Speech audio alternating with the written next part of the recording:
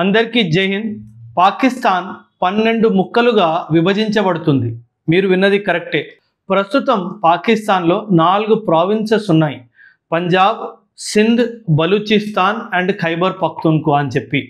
వీళ్ళు ఏం చేస్తున్నారంటే ఎఫెక్టివ్ గవర్నెన్స్ కోసం, అంటే పరిపాలనని ఇంకా బాగా చేయాలి అన్న ఉద్దేశంతో ప్రతి ఒక్క ప్రావిన్స్ని మరో 3 ముక్కల్లో వీళ్ళు విభజిస్తున్నారు. సో దీనివల్ల ప్రస్తుతం ఉన్న 4 ప్రావిన్సెస్ 12 ప్రావిన్సెస్గా మారబోతున్నాయి. వీళ్ళు ఎఫెక్టివ్ గవర్నెన్స్ అనే పేరుతో మేము డీసెంట్రలైజ్ చేస్తున్నాము అంటున్నారు.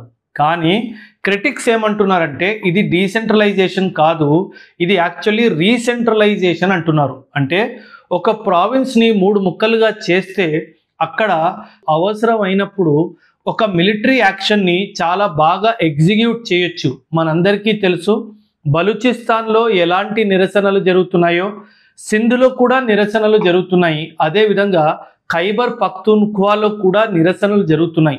ఇవి చాలా పెద్ద పెద్ద ప్రావిన్సెస్ కాబట్టి వీళ్ళ ప్రభుత్వం దీన్ని కంట్రోల్ చేయలేకపోతుంది. సో ఫర్ ఎఫెక్టివ్ కంట్రోల్ కోసము వీటిని 3 ముక్కలుగా చేస్తున్నారు. కానీ డీసెంట్రలైజేషన్ చేసి వాళ్ళకి ఎక్కువ పవర్స్ ఇవ్వాలి అన్న ఉద్దేశం మాత్రం ఖచ్చితంగా కాదు. సో ఇది ఆసిమ్ మునీర్ ఒక game plan to effectively control the provinces of Pakistan అని చెప్తున్నారు. బలూచిస్తాన్ని 3 ముక్కలుగా చేస్తే బలూచిస్తాన్లో ఏ ప్రాంతాల్లో అయితే ఎక్కువ నిరసనలు జరుగుతున్నాయో అక్కడ మిలిటరీ ప్రెజెన్స్ని పెంచవచ్చు.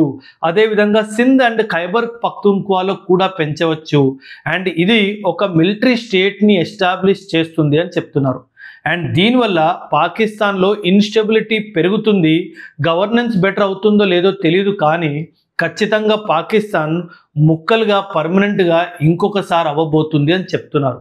సో ఆసిమ్ మునీర్, షాబాజ్ షరీఫ్ తీసుకున్న ఈ మూర్ఖమైన డిసిజన్ వెనుక మీ అభిప్రాయాన్ని ఖచ్చితంగా కమెంట్స్లో తెలియచేయండి. థ్యాంక్ యూ అండ్ జై హింద్.